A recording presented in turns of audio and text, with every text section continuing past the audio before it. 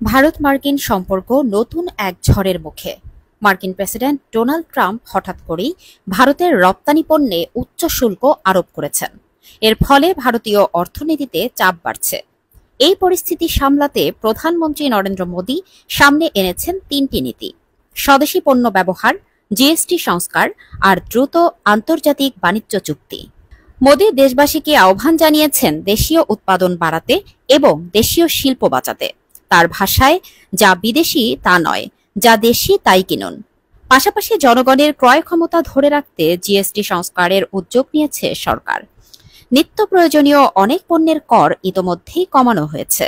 অন্যদিকে ইউরোপীয় union, New Zealand, Oman সহ একাধিক দেশের সঙ্গে বাণিজ্য চুক্তি এগিয়ে নিতে তৎপর হচ্ছে মোদী সরকার। তবে এই তিন পদক্ষেপ যথেষ্ট কিনা তা নিয়ে বিশেষজ্ঞদের মধ্যে দ্বন্দ্ব তৈরি হয়েছে। আমেরিকান অর্থনীতিবিদ জেফ্রি স্যাক্স মনে করেন, ট্রাম্পের এই সিদ্ধান্ত যুক্তরাষ্ট্রের জন্যই ক্ষতিকর এবং ভারতের প্রতিক্রিয়া যুক্তিপূর্ণ। কিন্তু ভারতের সাবেক আরবিআই গভর্নর রঘুরাম রাজন সতর্ক করেছেন, বন্দুক ঠেকিয়ে আলোচনা হয় না। তার আশঙ্কা, ভারত এই চাপ সামলাতে গিয়ে আরও দুর্বল হতে পারে। অর্থনৈতিক প্রভাবও স্পষ্ট। কোঠাক অল্টারনেটসের হিসাব অনুযায়ী ভারতের জিডিপি 0.3 থেকে 0.6% কমতে পারে।